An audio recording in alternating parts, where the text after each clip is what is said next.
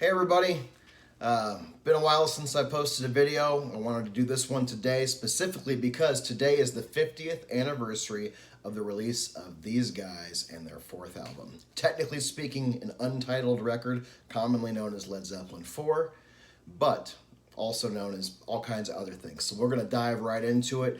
I'm going to celebrate everything that makes this album one of the greatest and most significant records in the history of rock and roll music and all of music. So it was released on November 8th, 1971. Like I said, 50-year anniversary today.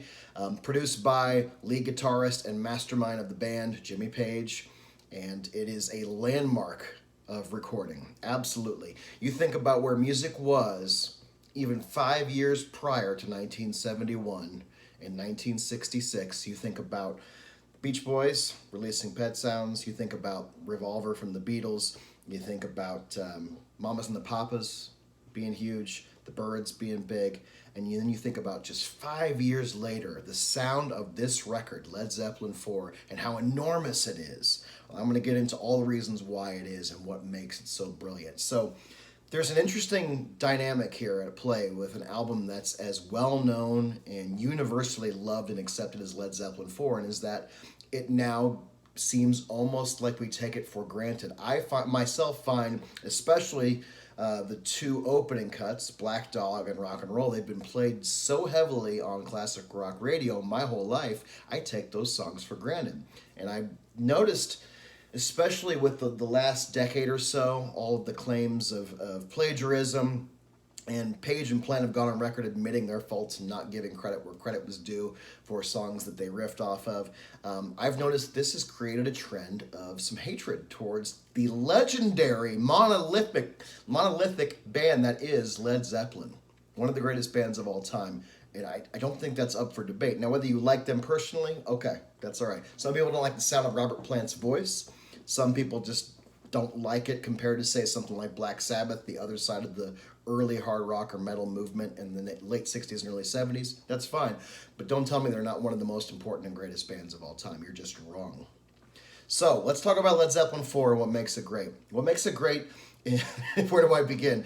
It is, to me, the peak of Led Zeppelin. It is the greatest selling album that they released. That's not why it's their peak, but it is important to understand that it reached so many different types of audiences. The only way you end up with one of the 25 or 30 or 50 greatest selling albums of all time is you reach all kinds of different people with different musical tastes. It's the only way it happens.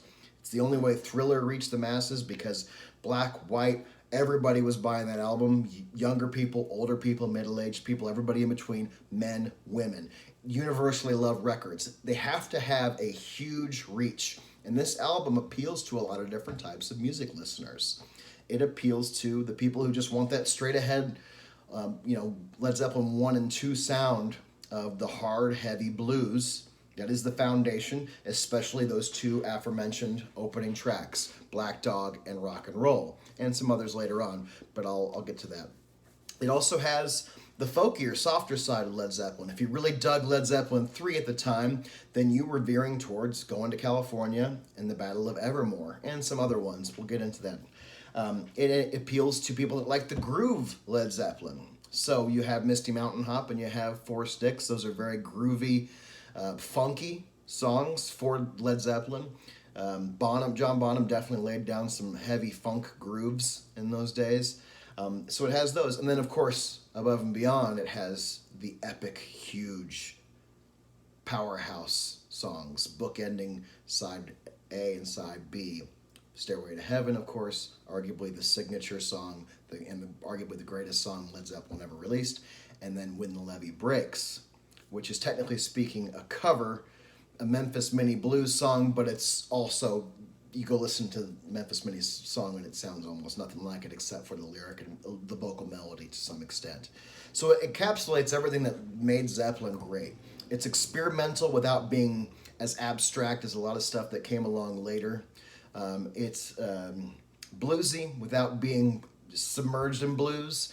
It's rock and roll, their early influences from early R&B without sounding much like the 50s at all, but still you can tell that's where it comes from, especially, of course, the song Rock and Roll. And it has that that mysticism, that very Led Zeppelin specific mysticism, has all that going for it. It has some great lyrics. It has, of course, some basic, very, horny, sexed up Robert Plant classic lyrics. It's got some Tolkien inspired Lord of the Rings reference lyrics. It's got some beautiful ballad lyrics. And then, of course, it has, again, in the epic song Stairway to Heaven, it has something that where you have to really read into it and listen to it multiple times to get a sense of what he's talking about, which, in my opinion, I interpret it as the material and the spiritual and how we live in this world and find our way, having to exist in both the material and spiritual realm. So I think the secret weapon to this album is the production of Jimmy Page. Jimmy Page found ways to make things sound interesting. That as much as I love Black Sabbath, as much as I love Deep Purple and other early hard rock luminaries, Aerosmith would be a second group of that bunch. Nobody's had a way of making the records sound like Jimmy Page can make these Zeppelin records sound. You take When the Levee Breaks and you take the way those drums sound, two things going on there. One, where they recorded it, Headley Grange, where they recorded most of the record. Big house, had cavernous ceilings, kind of a cathedral ceiling in the foyer where they recorded that one. And he put a little echo on there, a little delay. Same thing for Plant's harmonica, a little backwards effect, and a delay on his vocal as well. And of course, the distorted vocal. You have all that's an example of what I'm talking about. It gives that record and that song such a visceral yet ethereal, haunting quality to it all at once. And it's going on while John Bonham is making you just nonstop do this.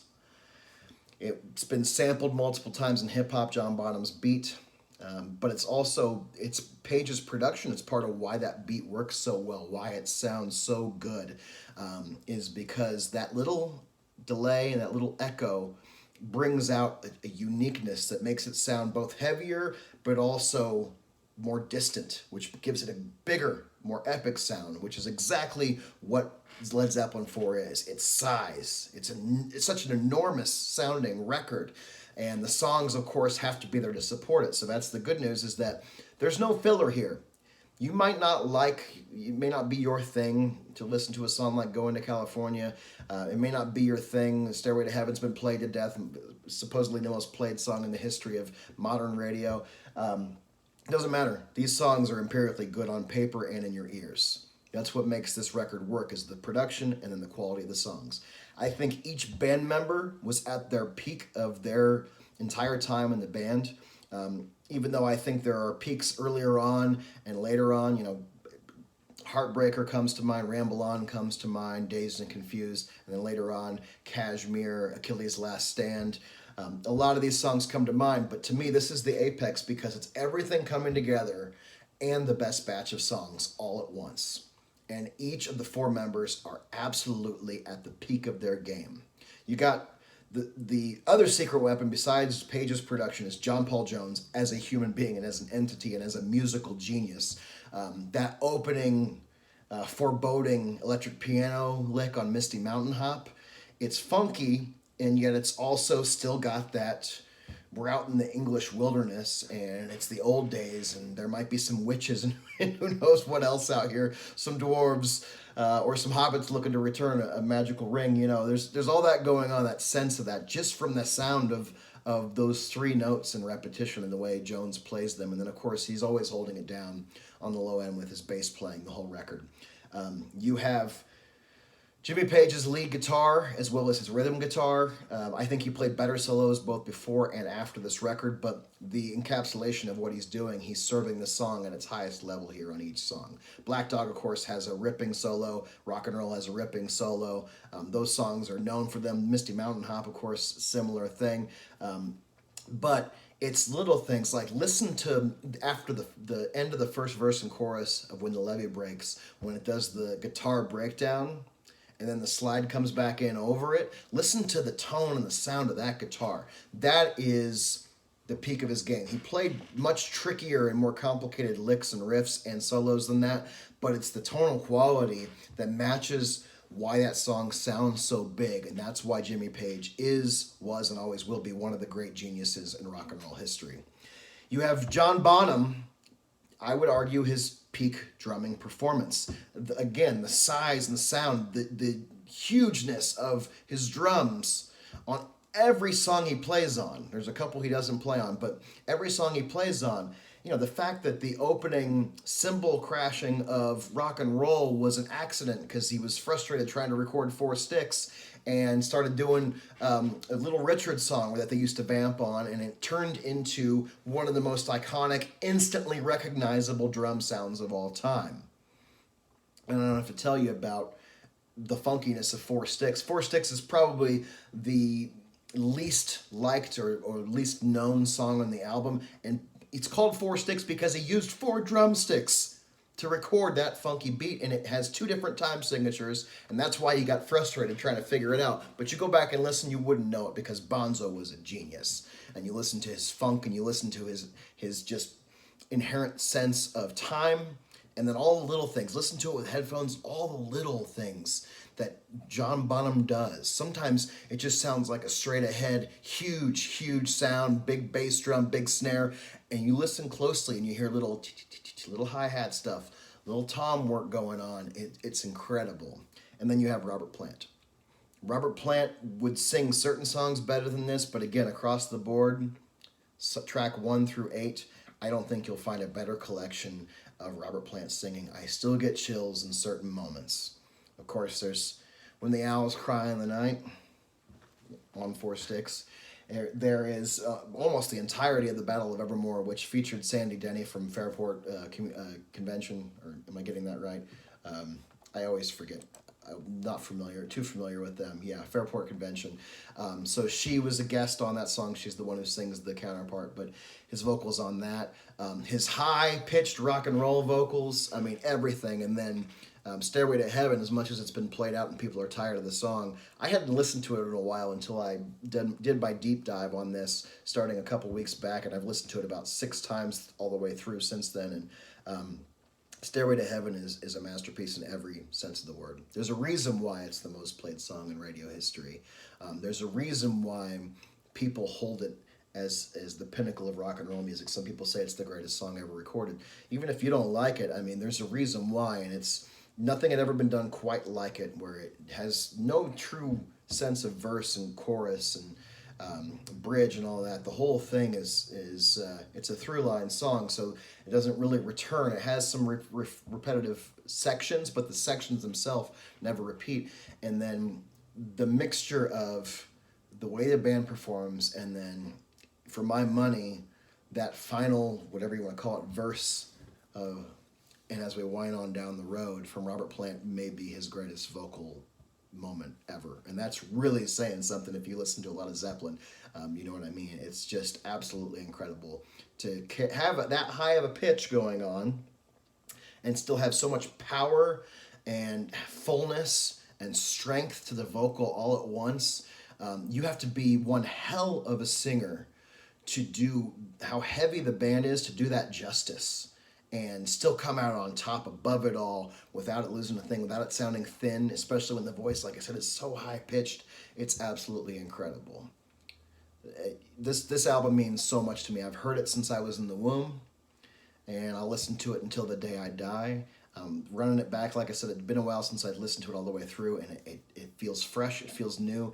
If you compare 50s music to this that was released in 1971, they sound very far apart in terms of production quality, lyrical value, and then, of course, the actual heaviness and freshness and modern sense of the music. But if you compare 1971 to today, this still sounds closer to today than it does to the 1950s. And it's 50 years old today. It's an absolute masterpiece. If you've never listened to Led Zeppelin 4 all the way through, I strongly recommend. Take the 42 minutes and I think it's 30 seconds or something like that. Listen to these eight tracks, preferably, once again, as always, preferably with headphones. Take a walk or something and listen to it all the way through and tell me that you don't find yourself getting chills and you're not astounded at Robert Plant's range, or that it just doesn't make you do one of these numbers with Bonham's heaviness and with those ripping solos that Page pulls. It's an absolute masterpiece. I probably would have said it's one of the 5 greatest albums of all time when I was a kid. I might back off that a little bit now because I know about a lot more music, but it means that much to me where I would still put it in my top 10 personal favorite and most important albums of my life. It is the mighty Zepp at their mightiest of peaks. It's a landmark, and I'm grateful we can listen to it anytime we want. Hop on to whatever your streaming app is, give it a listen, or if you want to play it on vinyl, if you got it, that of course is the best way with headphones. Do it today, carve out those 42 minutes, and celebrate the 50th anniversary of a landmark legendary recording. All of music was different because of this band, and particularly because of this record. You can hear everything through the rest of the 70s all the way leading up to today, and not just in rock and roll music. In the groove, you'll find influence on a lot of different types, and that's how important and great Led Zeppelin was, is, and always will be. Thanks for watching.